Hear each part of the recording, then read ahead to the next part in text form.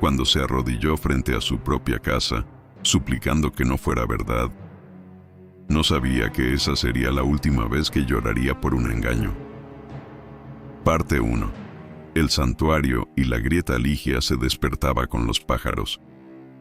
No porque lo necesitara, sino porque eran la primera pincelada de color en su lienzo diario. A sus 72 años, su vida era una obra de arte que nadie veía. Su casa, una casita antigua apretada entre edificios modernos, era su taller, su galería, su santuario. Las paredes no ostentaban cuadros de maestros famosos, sino los bordados que sus manos habilidosas habían tejido a lo largo de décadas, contando historias sin palabras.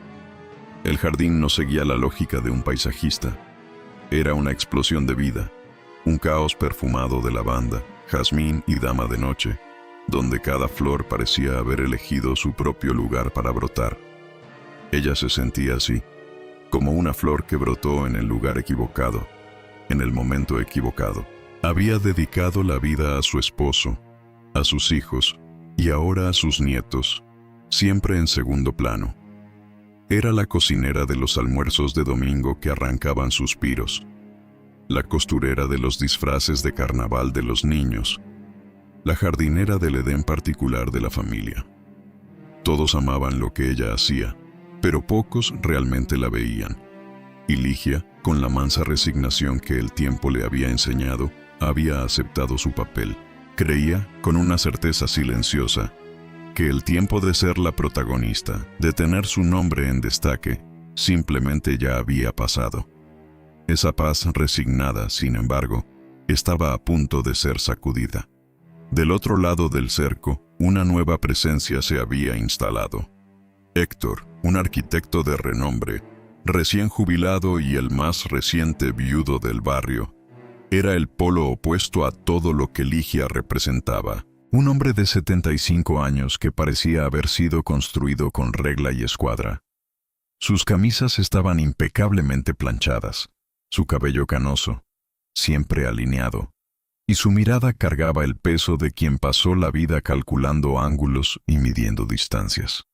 Desde la ventana de su oficina moderna y minimalista, miraba el jardín de Ligia con el ceño fruncido. Aquella explosión de colores hería sus ojos acostumbrados al gris del concreto. Para él, aquello no era un jardín, era una rebelión de la naturaleza, un desorden que necesitaba ser contenido. La vida, no obstante, tiene una forma irónica de unir opuestos. Y la ironía llegó en una noche de tormenta, una lluvia torrencial, de esas que parecen querer lavar el alma del mundo, castigó la ciudad.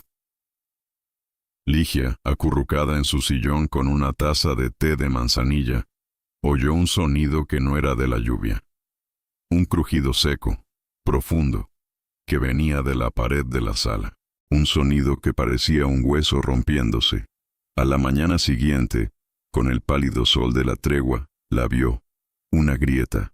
No era una línea fina, sino una fisura sinuosa que subía por la pared como una serpiente aterradora, partiendo por la mitad una de sus más bellas pinturas. El corazón de Ligia se hundió. Aquello no era solo un defecto estructural, era una herida abierta en su santuario. Preocupada y sin saber a quién recurrir, recordó lo que la vecina de enfrente le había comentado. El nuevo residente es arquitecto. Caro, dicen, pero el mejor. Con las manos temblorosas y el orgullo en el bolsillo, caminó hasta el cerco que separaba el orden del caos y llamó, con la voz un poco más débil de lo que le gustaría: «¿Señor Héctor?». Poco sabía ella que, a pocos kilómetros de allí, otra tormenta se estaba formando. Diego, su sobrino nieto, un hombre de 30 y tantos años con una sonrisa fácil y un alma endeudada, acababa de recibir la llamada de un cobrador. Al colgar el teléfono, sus ojos se posaron en una foto antigua de la familia. En ella, la tía abuela Ligia aparecía al fondo, casi fuera de cuadro. Una sonrisa depredadora surgió en sus labios. Tomó su celular y marcó. «Tía Ligia, soy yo, Diego. La llamaba solo para saber si usted está bien con toda esta lluvia. La falsa preocupación ya goteaba de su voz como una gotera venenosa. La grieta en la pared de Ligia no era solo un problema. Era la oportunidad que él estaba esperando. Héctor oyó su voz, una melodía suave y vacilante que atravesó la barrera de hojas y flores de su jardín caótico. Frunció el ceño. Aquel era su refugio, el lugar donde el mundo ruidoso no entraba. Por un instante, pensó en ignorarla. Pero la palabra Señor cargaba un respeto antiguo que su propia educación le impedía despreciar. Con un suspiro resignado, que parecía cargar todo el peso de sus 75 años, se levantó de su mesa de dibujo y caminó hacia la ventana. Allí estaba ella, una figura pequeña y frágil cerca del cerco vivo, con los hombros encogidos, como si pidiera disculpas por existir. «Dígame», respondió él, la voz más áspera de lo que pretendía, el tono de un hombre que no tiene tiempo que perder. Minutos después, él estaba en la puerta de su casa, y fue como cruzar un portal. El aire de afuera era el de una ciudad cualquiera. Allí adentro olía a romero, a cera de abeja y a algo dulce e indefinible, quizás el olor del propio tiempo. Si el jardín era un caos, el interior era un universo. Cada centímetro de pared contaba una historia. Paños de cocina bordados con tal perfección que parecían pinturas. Pequeñas esculturas de arcilla con formas orgánicas sobre los estantes. Y los colores. Colores que Héctor, en su paleta de grises, blancos y negros, había olvidado que existían. Era demasiado. Era abrumador. Era, para su cerebro lógico, un desorden monumental. «La grieta es aquí», dijo Ligia, señalando la herida en la pared. Héctor entró en su modo profesional. Sus ojos, antes abrumados por el arte, ahora se convirtieron en escáneres analíticos. Tocó la pared. Midió la fisura con la mirada entrenada. Dio golpecitos calculados en busca del sonido hueco que delataba el peligro. «Esto no es de hoy», diagnosticó. «Frío. Es un problema de asentamiento del terreno, agravado por la humedad. Toda la estructura de esta casa es arcaica». Mientras él hablaba, usando términos como vigas de soporte, capilaridad e integridad estructural, Ligia se sentía cada vez más pequeña. Él no estaba mirando su hogar. Estaba disecando un cuerpo, señalando cada enfermedad, cada falla, cada signo de la edad. Caminó por la casa, la mirada crítica pasando por encima de sus creaciones como si fueran meros obstáculos visuales. Fue entonces que se detuvo en la cocina.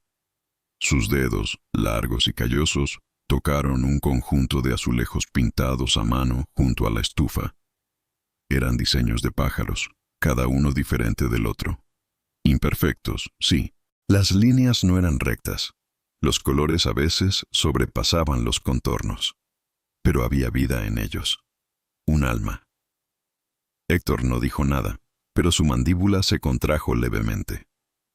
Por una fracción de segundo, el arquitecto dio paso al hombre y sintió una punzada de algo que no podía nombrar. ¿Admiración? ¿Curiosidad? Rápidamente sacudió la sensación, volviendo a su postura. «Señora», comenzó, volviéndose hacia ella. «Para serle franco, el arreglo será costoso, complejo. A estas alturas, demoler y empezar de cero sería más eficiente». La palabra demoler golpeó a Ligia como una piedra. ¿Demoler sus recuerdos? ¿Demoler el lugar donde sus hijos dieron sus primeros pasos? Sus ojos se llenaron de una neblina de tristeza y miedo. Fue en ese preciso instante que sonó el timbre. Era Diego. Entró con una amplia sonrisa, trayendo una caja de pastelitos y un abrazo cálido que, por un momento, le pareció a Ligia un puerto seguro. Vio a Héctor, un extraño de semblante serio en medio del santuario de su tía, y su radar de oportunismo se activó. «Tía, ¿todo bien?». ¿Quién es nuestro amigo?, preguntó, el tono casual, pero los ojos afilados. Después de que Héctor se presentara y se fuera, prometiendo hacer un boceto del proyecto de reparación, Diego inició su trabajo venenoso. Tía Ligia, tiene que tener cuidado, dijo, sentándose a su lado, la voz como terciopelo. Hoy en día hay tanto estafador aprovechándose de la gente buena. Ese hombre pareció caro. Le dio un presupuesto. Deje que yo me encargo de eso. No firme nada, no acuerde nada sin hablar conmigo primero, ¿sí? Para eso está la familia. La dejó con un beso en la frente y una caja de pastelitos rellenos de crema. Pero, en el aire, quedó una neblina de duda. Héctor se había ido dejándola con el peso de una verdad fría y costosa. Diego la había dejado con el calor de una preocupación familiar, pero con una semilla de desconfianza plantada en el corazón. Sola en su sala, mirando la grieta en la pared, Ligia se sintió completamente perdida. La fisura en su hogar ahora se reflejaba en su alma, dividida entre la lógica aterradora de un extraño y el afecto sospechoso de su propia sangre. ¿En quién podía confiar? Parte 3. El veneno de la duda. Los días que siguieron fueron un purgatorio silencioso para Ligia. La grieta en la pared parecía burlarse de ella, una cicatriz que se profundizaba a cada hora. Se encontraba mirando el jardín, esperando ver surgir la figura alta y seria de Héctor, con una solución, al mismo tiempo que la voz aterciopelada de Diego resonaba en su mente. Cuidado con los estafadores. Para eso está la familia. La esperanza y el miedo libraban una batalla en su pecho, dejándola exhausta. El viernes, Héctor apareció. No traía malas noticias, sino un rollo de papel grueso, con olor a dibujo técnico y grafito. Lo abrió sobre la mesa de la cocina de Ligia, revelando no un plan de demolición, sino un plano meticuloso, con anotaciones precisas y soluciones elegantes. Lo pensé mucho, dijo él, y por primera vez su voz no era solo la de un arquitecto, sino la de un hombre ponderando un dilema. Demoler es el camino más fácil, el más lógico, pero no es el correcto. Miró a su alrededor, los colores, los bordados, el alma de la casa. Su hogar tiene una buena estructura, una base sólida. Podemos salvarlo. Mientras Héctor explicaba su plan, un sistema de puntales internos, la aplicación de una resina expansiva, un nuevo método de drenaje en el jardín para aliviar la presión en el suelo. Algo en la postura de Ligia cambió. La resignación dio paso a un brillo en sus ojos. Él no veía su casa como un montón de ladrillos viejos. La veía como algo digno de ser salvado. No estaba solo arreglando una pared. Estaba validando una vida entera. Un calor que no sentía en años comenzó a subir por su pecho. Era esperanza, pura y simple. Yo no sé cómo agradecerle, susurró, la voz entrecortada, mientras sus dedos tocaban el papel del proyecto, como si tocaran una promesa. No tiene que agradecer. Es mi trabajo, respondió él, pero una comisura de su boca se curvó en una sonrisa casi imperceptible. Podemos empezar el lunes. En aquel instante, cuando el acuerdo estaba a punto de sellarse con un apretón de manos y un suspiro de alivio, la puerta se abrió. Era Diego. No traía dulces esta vez, sino un sobre de papel madera y un hombre bajo y calvo a su lado. «Tía Ligia, qué bueno que la encuentro», exclamó, ignorando por completo la escena. Menos mal que no hizo ninguna tontería. Le traje un verdadero especialista, un patólogo de estructuras, para que le eche un vistazo. La cosa es mucho peor de lo que imaginábamos. Colocó sobre el proyecto de Héctor un fajo de papeles con gráficos aterradores y un sello de «urgente». Era el informe fraudulento. El doctor aquí concluyó que la casa tiene un vicio oculto gravísimo. El riesgo de colapso no es una posibilidad, es una certeza. Es cuestión de tiempo. Ligia miró de un papel a otro. el corazón comenzando a acelerarse. Héctor, incrédulo, tomó el falso informe. Esto es un absurdo. ¿Qué metodología se usó aquí? Estos datos no tienen el menor sentido. Fue entonces que Diego asestó el golpe de gracia. Se volvió hacia Ligia con la expresión más triste y compasiva que pudo fingir. Tía, sé que es difícil de oír. Luego, miró a Héctor, una mirada de falsa complicidad. No es así, señor Héctor. Usted mismo me dijo por teléfono que la situación era crítica y que lo mejor para mi tía, para su seguridad, era irse de aquí lo más rápido posible. El mundo de Ligia se detuvo. ¿Qué? Balbuceó Héctor, el rostro pálido de la conmoción. Yo nunca hablé con usted. Jamás hemos hablado. Pero su desmentido, para los oídos de Ligia, sonó hueco, desesperado. La semilla de la duda plantada por Diego había germinado y se había convertido en un árbol venenoso. En su mente, todo encajó de la forma más cruel posible. Héctor la asustó con el diagnóstico y luego, a sus espaldas, le confirmó lo peor a su sobrino. Era un complot. Querían sacarla de su casa. Las lágrimas que asomaron a los ojos de Ligia no eran de tristeza. Eran de un dolor profundo. El dolor de la traición. Miró el rostro de Héctor, el rostro que minutos antes le había traído esperanza, y solo vio a un mentiroso. «Váyase», dijo, la voz un hilo tembloroso de acero. «Por favor, váyase de mi casa». Miró a Diego y al falso perito. «Todos ustedes, váyanse, ahora».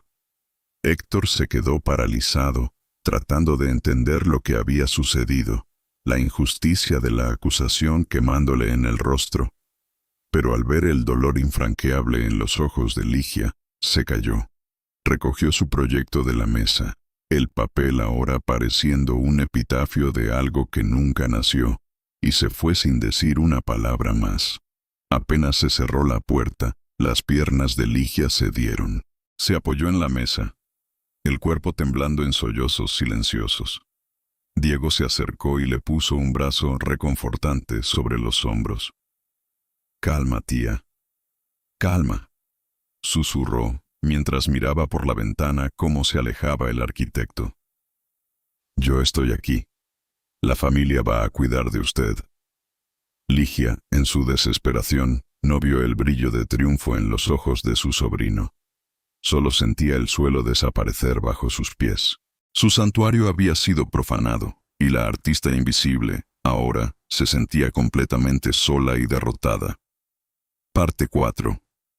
La casa vacía, la puerta se cerró, y con ella, la luz en el alma de Ligia pareció apagarse. El silencio que se instaló en la sala era más pesado y opresivo que cualquier tormenta. Diego, el maestro de la puesta en escena, la guió hasta el viejo sillón, poniendo en sus manos una taza de té que ella ni siquiera sintió caliente. Hablaba en un tono bajo y constante, palabras de consuelo que eran, en realidad, los clavos que sellaban su ataúd emocional. «Sé que duele, tía, pero es por su bien. Su seguridad es lo único que importa», decía, mientras sus ojos ya medían el valor de cada objeto en la sala. «No se preocupe por nada. Ya empecé a buscarle un lugarcito. Un departamento seguro, moderno, sin estas grietas, sin humedad. Un lugar digno». La palabra digno la hirió. ¿Acaso su hogar, su santuario, era indigno? Cada bordado, cada jarrón, cada color en la pared era un pedazo de su historia, y ahora todo era reducido a polvo, a un vicio oculto. En los días siguientes, Ligia se movió por la casa como un fantasma. Diego, siempre servicial, trajo cajas de cartón. El sonido de la cinta de embalar al ser tirada era el único ruido que rompía la monotonía de la derrota.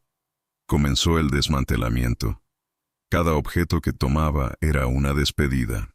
La pequeña escultura de pájaro que moldeó en una tarde lluviosa. El primer lienzo que pintó, con los colores aún vibrantes del entusiasmo juvenil. el mantel que bordó para su boda.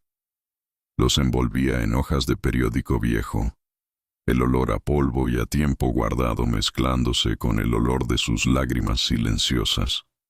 Las cajas se acumulaban en los rincones, como tumbas de recuerdos.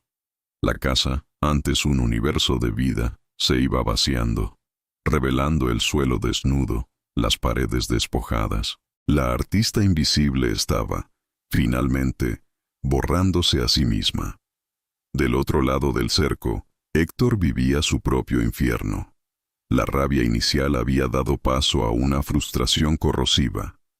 Caminaba de un lado a otro en su oficina impecable, el proyecto de restauración de Ligia todavía sobre la mesa, un testigo de su humillación.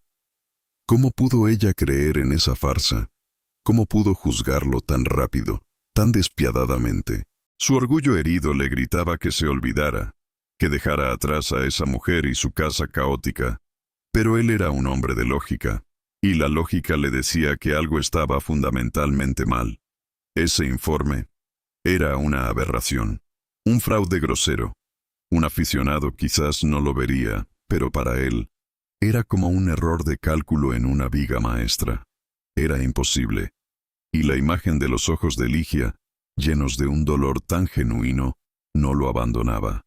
Ese no era el dolor de quien descubre una grieta. Era el dolor de quien se siente traicionado hasta el alma. En un impulso, tomó el teléfono. Llamó a un antiguo colega, uno de los mejores ingenieros de diagnóstico del país. «Te estoy enviando las fotos de un informe», dijo, la voz dura. «Quiero que me digas qué te parece, sin nombres, sin lugares, solo la técnica». Mientras tanto, llegó el día de la mudanza de Ligia. Diego orquestó todo con una eficiencia fría. Un pequeño camión de mudanzas se detuvo frente a la casa. Los cargadores, indiferentes, apilaban las cajas con los pedazos de la vida de ella. Cuando se colocó la última caja, Diego se acercó a Ligia, que miraba la puerta abierta de su casa por última vez. El jardín, sin su cuidado diario, ya parecía un poco más triste, las flores un poco más marchitas. «¿Vamos, tía?», dijo, poniendo la mano en su espalda, un gesto que no era de apoyo, sino de comando. Ella se subió a su auto sin mirar atrás. No podía. Le dolería demasiado. Desde la ventana de su oficina, Héctor vio la escena. Vio el auto de Diego alejarse, llevándose a Ligia. Vio a Diego regresar, sacar un manojo de llaves del bolsillo y cerrar con llave la puerta principal de la casa de ella. El clic final de la cerradura, aunque no pudiera oírlo, resonó en su mente como una sentencia. La casa ahora estaba vacía, silenciosa, y en manos del enemigo. En ese momento, la frustración de Héctor se transformó en algo nuevo, una determinación fría y cortante. Aquello ya no era sobre una pared agrietada o sobre su orgullo herido, era sobre justicia. Parte 5. El hilo de la sospecha. El departamento de Ligia era todo lo que Diego había prometido. Seguro, moderno e impersonal. Las paredes blancas y lisas parecían gritar la ausencia de color. El silencio era absoluto, roto apenas por el zumbido de la nevera nueva. Era una tumba para la creatividad. Las cajas de cartón, con los fragmentos de su alma, permanecían apiladas en un rincón, intactas. ¿Para qué abrirlas? No había paredes para sus bordados, ni estantes para sus esculturas. No había vida. Ligia pasaba los días sentada cerca de la ventana, mirando un patio de cemento donde ninguna flor se atrevería a nacer. La sensación de que era demasiado tarde se había convertido en su única compañía, un veneno lento que le quitaba las ganas de levantarse de la cama. Mientras tanto, en la casa de Héctor, la rabia daba paso a una fría obsesión. La lógica, su fiel compañera, no lo dejaba en paz. Miraba el jardín vecino, ahora silencioso y abandonado, y sentía una incomodidad que iba más allá del orgullo herido. Era la sensación de una ecuación que no cerraba. Sonó el teléfono. Era su amigo, el ingeniero. Héctor, ¿qué es ese informe que me mandaste? La voz al otro lado de la línea era una mezcla de burla y preocupación. Esto es un chiste, un fraude grotesco. La terminología está mal, los métodos de análisis son de un libro de ciencia ficción, y la conclusión es criminal. Quien haya firmado esto debería perder su matrícula para siempre. La confirmación fue como un rayo de luz en la oscuridad de la duda. Héctor no estaba loco, estaba en lo cierto. Su rabia hacia Ligia se disolvió, reemplazada por una furia helada contra el verdadero culpable, el sobrino. Pero necesitaba más que la opinión de un amigo. Necesitaba pruebas que Ligia pudiera ver y tocar. Héctor, el hombre que construyó imperios de concreto, ahora se convertía en un detective. Empezó por lo básico, el nombre de Diego. Una búsqueda rápida en Internet reveló poco, pero una investigación en registros públicos de procesos fue más fructífera. El nombre de Diego aparecía en múltiples demandas de cobranza, deudas de tarjetas de crédito, préstamos sin pagar, la financiación de un auto atrasada. El hombre estaba hundido en deudas. El motivo estaba claro: codicia, desesperación. La casa de la tía era su tabla de salvación. El siguiente paso era el falso perito. Héctor descubrió que el hombre tenía una pequeña empresa de consultoría, con una reputación dudosa. Pasó una tarde entera en un café cerca de la oficina del tal doctor, observando. Vio a un joven saliendo del edificio con una caja de cartón y una expresión de furia. Héctor lo abordó. «Trabajabas para él, ¿no es cierto? ¿Te despidió?» El joven, sorprendido, asintió. «Es un canalla», escupió el muchacho. «Vive de hacer pequeñas estafas». Héctor vio su oportunidad. «¿Te pagó todo lo que te debía?», preguntó. El muchacho rió, un sonido amargo. «Claro que no. Yo te pago», dijo Héctor, la voz firme. «Te pago lo que él te debe, y un poco más. A cambio, quiero que me cuentes todo lo que sabes sobre un informe que hizo para una casa antigua. Y lo quiero por escrito y firmado». Parte 6. El pájaro de arcilla. Los días en el nuevo departamento se arrastraban, idénticos y grises como las paredes que la rodeaban. Ligia se había vuelto una experta en el silencio. Conocía el zumbido exacto que hacía la nevera antes de callarse, el chasquido del ascensor en el pasillo, el sonido ahogado de los pasos de vecinos que nunca veía. Era una sinfonía de la ausencia. Las cajas de cartón, apiladas en el cuarto de huéspedes, eran un mausoleo que se negaba a visitar.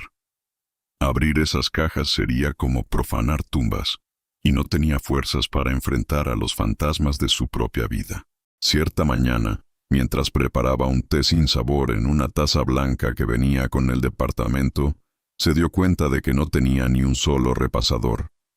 Todos estaban en las cajas. Con un suspiro que cargaba el peso de semanas de inercia, fue hasta el cuarto y se enfrentó a la pila. En el costado de una de las cajas, su propia caligrafía, un poco temblorosa, decía: «Cocina, paños y afectos». Rasgó la cinta de embalar con renuencia. El sonido resonó en el silencio, fuerte y violento. Al abrirla, el olor de su antigua casa la golpeó de lleno. Un aroma a clavo, canela y lavanda, el perfume de su santuario. Sus ojos se llenaron de lágrimas. Allí estaban los repasadores, cada uno con un borde de crochet diferente, cada uno con un bordado de una fruta o una flor. Y, en medio de ellos, envuelto para que no se rompiera, estaba él. Un pequeño pájaro de arcilla, con las alas medio torcidas y la pintura un poco desvaída. Una de las primeras piezas que había hecho, hacía más de 40 años. Ligia lo tomó. La arcilla fría y familiar se calentó con el calor de su mano. Sus dedos, como si tuvieran memoria propia, trazaron las curvas imperfectas, la textura áspera, la pequeña marca de su uña que había quedado en la base. Recordó la tarde en que lo moldeó, sentada en el patio, con el sol calentándole la espalda y el olor a tierra mojada en el aire. Recordó la alegría infantil que sintió al verlo tomar forma. En aquel departamento estéril, sosteniendo aquel pájaro torcido, Ligia no sintió solo nostalgia. Sintió una punzada de rabia, una rabia sorda, profunda, que comenzó a calentarla por dentro. Diego, con su sonrisa falsa, le había quitado su casa. La vida, con sus tormentas, había derribado sus paredes. Pero quien estaba dejando morir su alma dentro de esas cajas era ella misma. Con una determinación que no sentía desde hacía mucho tiempo, llevó el pájaro de arcilla a la sala y lo puso sobre la mesita de centro. Parecía un sobreviviente, un punto de color desafiando la blancura opresora. Era poco, era casi nada, pero era un comienzo. Era la prueba de que la artista, aún herida y exiliada, todavía respiraba. Mientras tanto, la cacería de Héctor llegaba a un punto crítico. Pasó 3 tardes en un café sofocante, observando la oficina del falso perito, sintiéndose un tonto. La frustración lo carcomía. Estaba a punto de rendirse cuando vio a un muchacho, que no debía tener más de 25 años, saliendo del edificio con una caja de pertenencias y una expresión de pura furia. Era su oportunidad. El abordaje fue directo. Héctor se presentó y fue al grano. Tu ex jefe te jugó sucio, ¿no? El muchacho, que se llamaba Lucas, lo miró, sorprendido y desconfiado.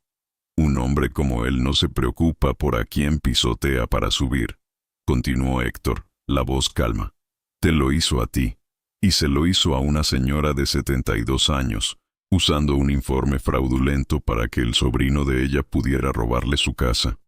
A Lucas se le cayó la mandíbula. Héctor entonces hizo la propuesta, no solo ofreciéndole el dinero que le debían, sino apelando a su herido sentido de la justicia. Puedes irte y dejar que siga haciéndole esto a otras personas, o puedes ayudarme a detenerlo y asegurarte de que nunca más engañe a nadie.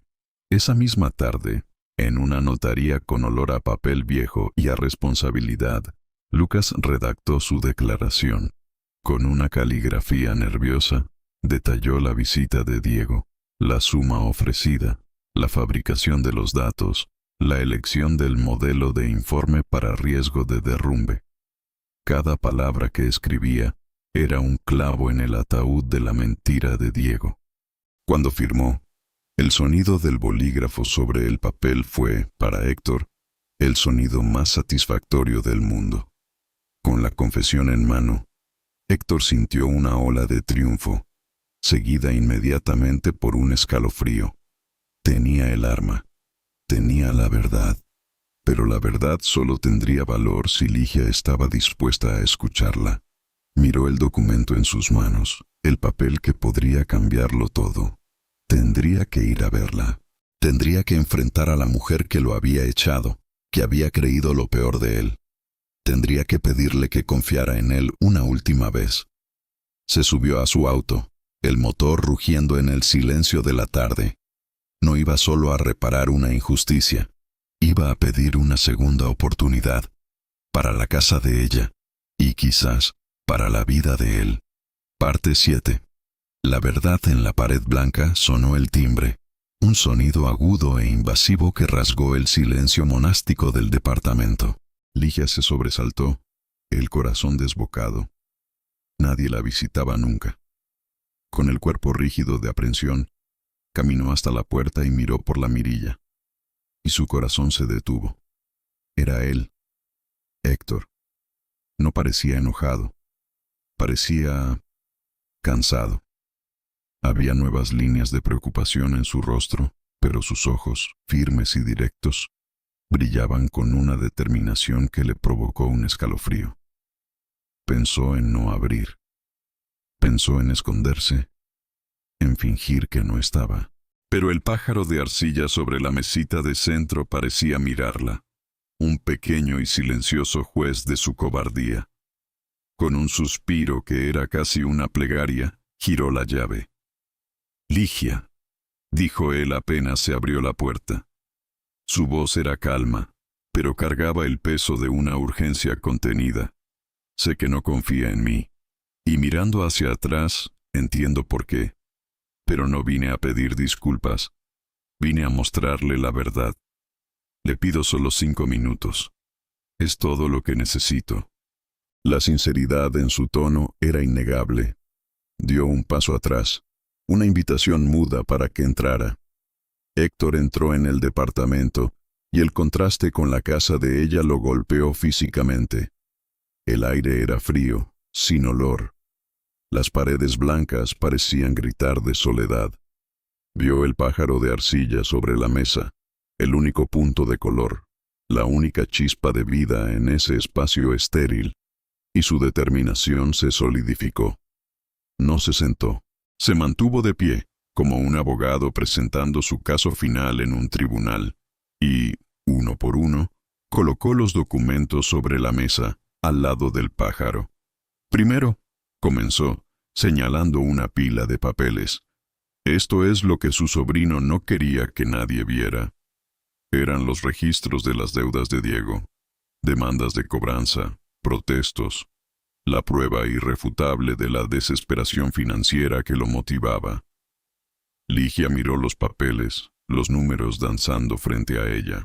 Una náusea comenzó a subirle por la garganta. Segundo, continuó Héctor, colocando al lado un correo electrónico impreso. Este es el análisis del informe que él presentó, hecho por uno de los mayores especialistas del país. Sus palabras fueron: fraude grotesco y conclusión criminal. El aire comenzó a faltarle en los pulmones a Ligia. Se apoyó en la pared, sintiendo el yeso frío contra su piel. Y tercero, dijo Héctor bajando la voz, convirtiéndola casi en un susurro, desdobló la última hoja. Esta es la verdad. Era la declaración de Lucas, la confesión. Ligia tomó el papel con manos temblorosas.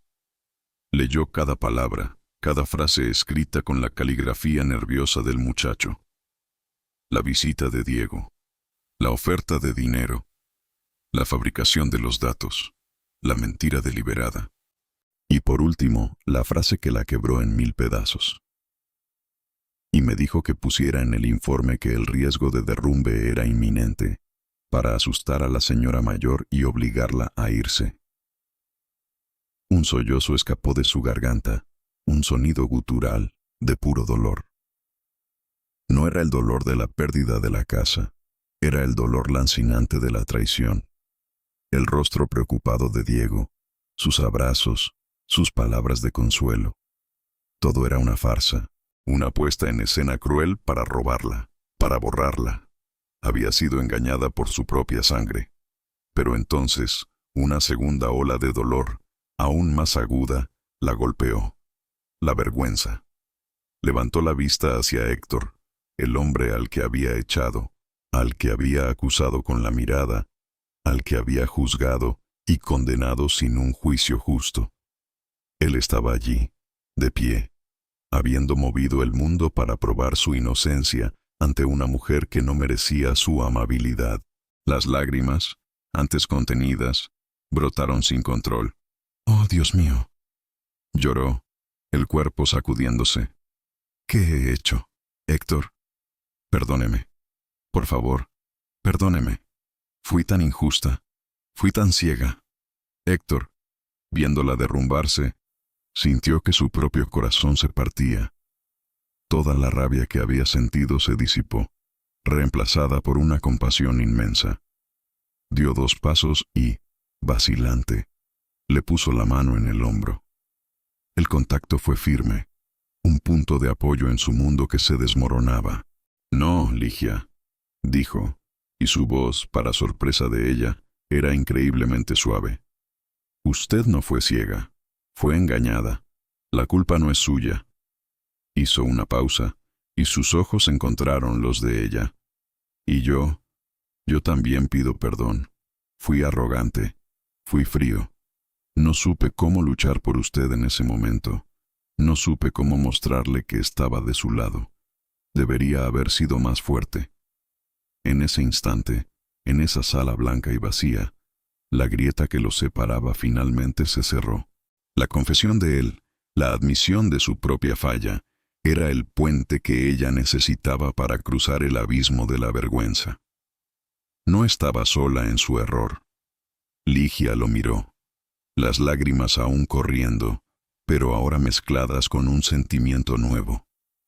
Gratitud. Una gratitud tan profunda que dolía. Le tomó la mano, que aún estaba en su hombro, y la apretó con fuerza. «Vamos a recuperar su casa, Ligia», prometió, la voz ahora llena de una nueva fuerza, la fuerza de un nosotros. «Se lo prometo. Vamos a llevarla de vuelta a casa». Parte 8. El alma de la casa. El camino de regreso a casa fue silencioso, pero era un silencio completamente diferente al del departamento. Era un silencio compartido, lleno de pensamientos, de planes y de una complicidad recién descubierta. Cuando Héctor estacionó frente a la casita, Ligia sintió un nudo en la garganta. Estaba en casa.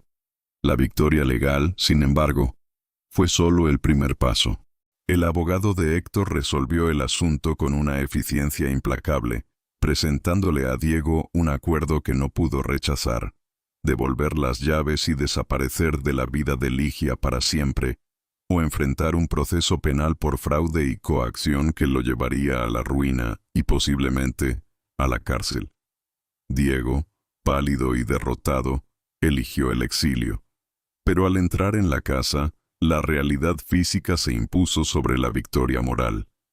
El aire estaba pesado, con olor a polvo y abandono.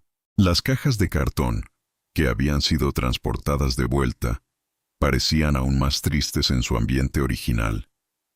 Y la grieta en la pared de la sala seguía allí, una serpiente de yeso que parecía burlarse de la alegría del regreso. Héctor, con su tablero de dibujo en mano, rehizo sus mediciones. Su rostro, antes iluminado por la victoria, se tornó serio de nuevo. Se sentó a la mesa de la cocina, que Ligia acababa de limpiar, y suspiró. «Ligia», comenzó, la voz cuidadosa. «La victoria en el papel no cambia la física. El problema estructural es real. Mi plan de reparación sigue siendo válido, pero...»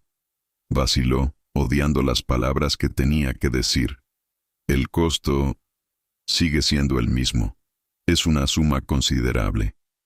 El brillo en los ojos de Ligia vaciló. La esperanza que la había sostenido en los últimos días dio paso a un frío familiar. «Entonces, recuperé mi casa, pero no puedo vivir en ella con seguridad», preguntó, la voz baja. «¿Qué sentido tiene todo esto entonces?» Héctor no tenía una respuesta lógica. La frustración lo golpeó. Se levantó y comenzó a caminar por la sala, las manos en los bolsillos, la mente trabajando furiosamente. Miró la grieta, el techo, el suelo. Su mirada se posó entonces en las cajas, el mausoleo. Pero ahora no veía tumbas. Veía lo que había dentro. Veía el alma de esa casa, encajonada y silenciada. Se acercó a una de las cajas, marcada como sala, decoración, y la abrió, con un cuidado que se sorprendió a sí mismo. Sacó un tapiz. Era un atardecer sobre un campo de lavanda, tejido con decenas de tonos de morado, lila y dorado. Las líneas no eran perfectas, pero la emoción sí. Sintió el calor del sol, el perfume de la lavanda. No era una decoración, era un sentimiento. Y entonces sucedió. La epifanía. El arquitecto, el hombre de las líneas rectas y las soluciones pragmáticas, vio la respuesta donde menos esperaba. No estaba en la ingeniería, no estaba en el concreto, estaba en el arte. Se volvió hacia Ligia, los ojos brillando con una idea tan súbita y poderosa que lo dejó sin aliento. «Ligia», dijo, la voz vibrando con una energía que ella nunca había oído. «¿Y si el problema es la solución? ¿Y si el alma de esta casa es exactamente lo que la va a salvar?» Ella lo miró, la confusión estampada en su rostro.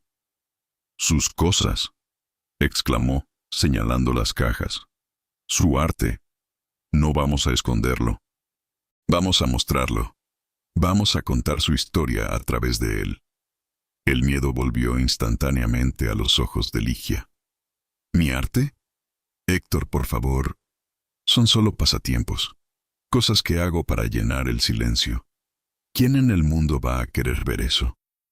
Él caminó hacia ella, sosteniendo el tapiz como si fuera un tesoro real. Yo quiero, dijo, la voz ahora baja, pero cargada de una pasión que la hizo contener la respiración. Ligia, usted pasó 70 años escondiéndose en segundo plano. Se cree invisible. Pero yo la veo en cada puntada de esta tela, en cada curva de ese pájaro de arcilla. El mundo necesita ver lo que yo veo. Le extendió la mano libre. Una invitación. Vamos a organizar una exposición. Aquí mismo, en este jardín. Vamos a abrir las puertas de su santuario y a dejar que entre la luz. Llamaremos a la exposición el alma de la casa. Ligia miró la mano extendida de él. Una mano fuerte, callosa, que le ofrecía no solo una solución, sino un escenario.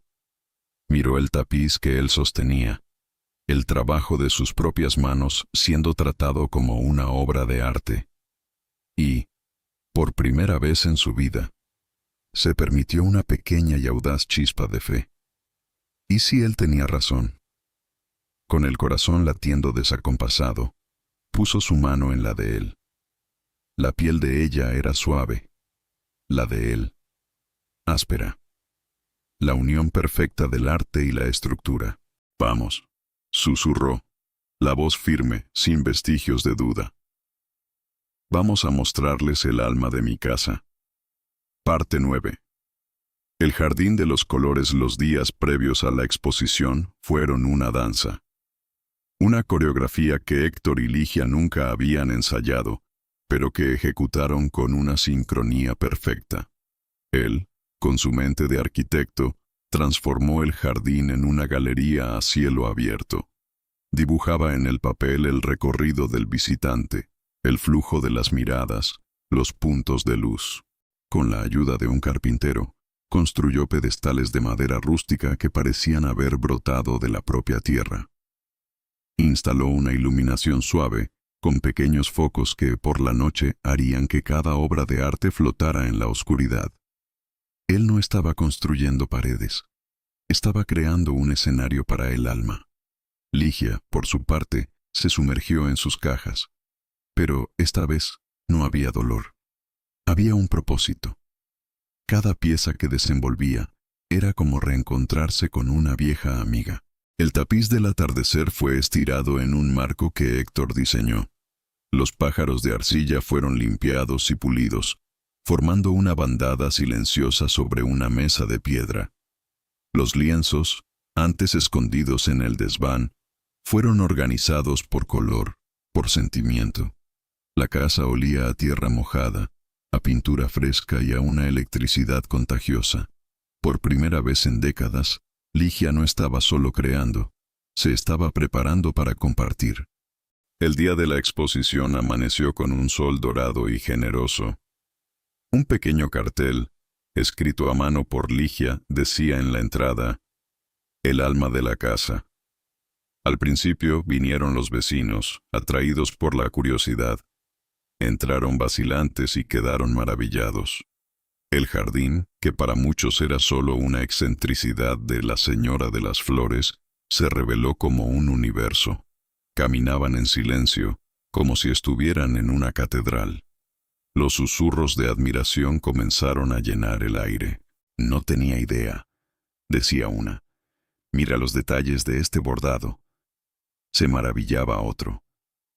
Ligia, con un vestido azul que combinaba con sus ojos, estaba al lado de Héctor, el corazón latiéndole como las alas de un colibrí. Con cada elogio, con cada mirada de asombro, sentía como una capa de su invisibilidad se deshacía.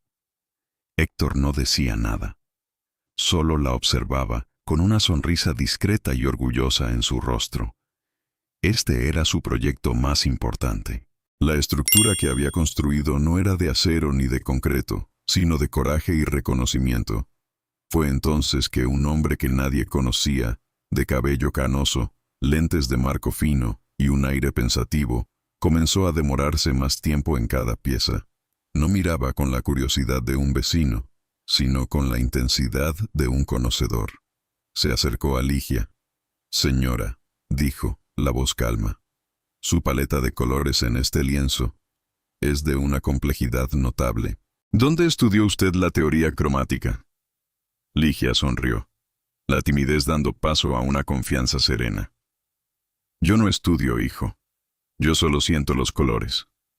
El hombre la miró fijamente por un largo instante y luego asintió, como si esa fuera la respuesta más profunda que podría haber recibido. A la mañana siguiente, la ciudad despertó con el titular en el diario local. El hombre era uno de los críticos de arte más respetados del país, y estaba pasando el fin de semana en la región por casualidad. Su columna, generalmente ácida, era un poema.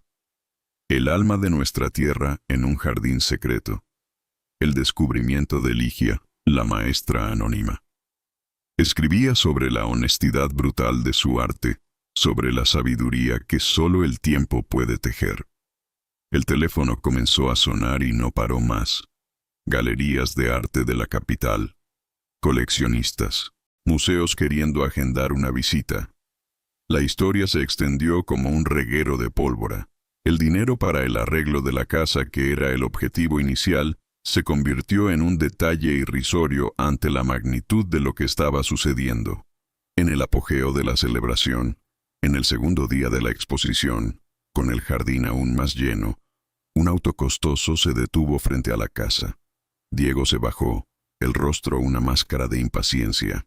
Venía a cobrar la venta, a finalizar el acuerdo, a dar el golpe final. Pero se encontró de frente con una escena que su cerebro no pudo procesar. La multitud, las sonrisas, la admiración en los rostros de la gente. Y, en el centro de todo, su tía abuela, radiante, explicando una de sus obras a un pequeño grupo. Héctor lo vio. Con una calma que rozaba la perfección, caminó hasta el portón. No había rabia en su rostro, solo el desprecio frío reservado para algo insignificante. Sin decir una palabra, le extendió a Diego una copia del diario del día anterior. Diego tomó el periódico, sus ojos pasando por el titular, por la foto de Ligia. Su rostro perdió el color.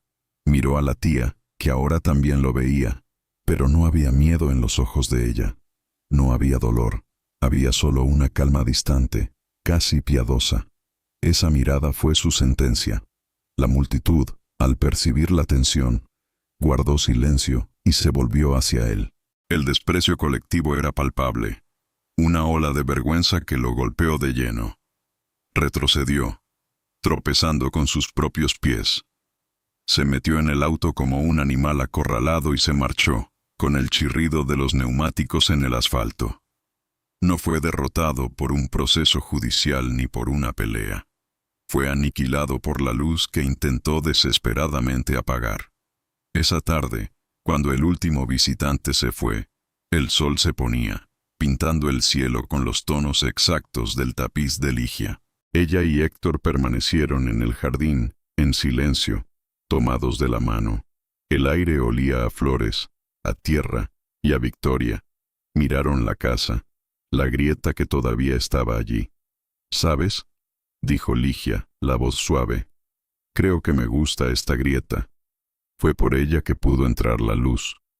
Héctor le apretó la mano, el corazón lleno de un sentimiento para el cual no tenía un plano, ni un cálculo. Era solo amor, puro y simple. Parte 10. El kintsugi de la vida. Pasaron 6 meses. La primavera había llegado al jardín de Ligia, ya no como una explosión caótica, sino como una sinfonía bien orquestada. Las flores parecían más vibrantes, las hojas más verdes, como si la alegría de la dueña de casa se hubiera infiltrado en sus raíces. La casa misma brillaba. La grieta en la pared de la sala había sido reparada, pero no escondida. Por consejo de Héctor, que había investigado a fondo, Contrataron a un artesano para rellenar la fisura con una resina mezclada con polvo de oro. Es un antiguo arte japonés llamado kintsugi, le había explicado él. Creen que, cuando algo se rompe y es reparado, se vuelve más fuerte y más bello, pues la cicatriz es parte de su historia. Ahora, la línea dorada atravesaba la pared no como una falla, sino como un río de luz, un mapa del camino que los había traído hasta allí. La casa ya no era un santuario secreto. Se había convertido en el taller del jardín, un espacio vivo, abierto a visitas 2 veces por semana. Gente venía de lejos para ver el arte de Ligia, para escuchar sus historias y para sentir la paz de ese lugar. Pero la mayor transformación no estaba en las paredes ni en el jardín, estaba en Ligia. La mujer que se consideraba invisible ahora era el centro de un pequeño universo. Esa tarde de sol, la sala estaba llena, no de cajas, sino de vida. Caballetes, lienzos, el olor a pintura al óleo y el sonido de risas. Ligia, con un delantal manchado de azul celeste y el cabello recogido en un moño desordenado, caminaba entre sus alumnos, un grupo animado de señoras y señores que habían encontrado en su taller una nueva pasión. «No le tenga miedo al color, doña Elvira», decía ella, la voz llena de una autoridad gentil. «Si el corazón le pide rojo, dele el rojo más vivo que encuentre». Héctor estaba en un rincón, cerca de la cocina, preparando una bandeja con café recién hecho y un pastel de maíz. Se había convertido en el curador, el administrador y el fan número 1 del taller. La observaba con un orgullo que apenas le cabía en el pecho.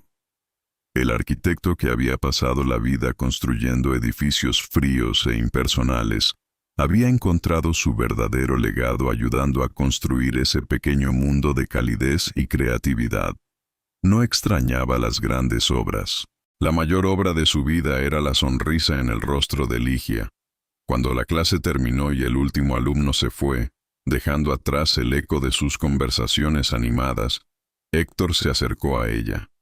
El sol del atardecer entraba por la ventana, envolviéndolos en una luz dorada, del mismo color que la cicatriz en la pared.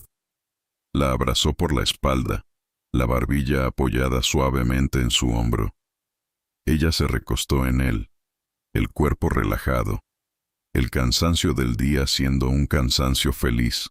Juntos, miraron un lienzo en blanco que aguardaba en el caballete principal, listo para la próxima inspiración.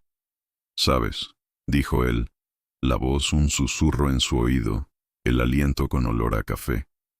«Pasé toda la vida obsesionado con los ángulos rectos, con las estructuras perfectas, con paredes sin una sola falla». Le dio un beso suave en el cabello, que ahora tenía mechones plateados brillando al sol. «Pero tengo que admitir, descubrí que la verdadera belleza no está en la perfección. Está en las grietas que uno tiene el coraje de reparar». Ligia sonrió, una sonrisa que iluminó todo su rostro, borrando cualquier vestigio de la mujer que un día se sintió invisible. Se dio la vuelta en sus brazos, quedando frente al hombre que había visto su alma a través de las paredes. «Y yo descubrí», respondió ella, la voz llena de una dulzura juguetona, «que mis curvas siempre fueron mucho más interesantes que tus rectas». Héctor rió, un sonido genuino y feliz que llenó el taller. La besó, un beso que no tenía la urgencia de la juventud, sino la profundidad de la gratitud, la calma de la complicidad y la promesa de todos los días que aún vendrían, porque la vida, en su infinita y sorprendente sabiduría, no tiene fecha de vencimiento.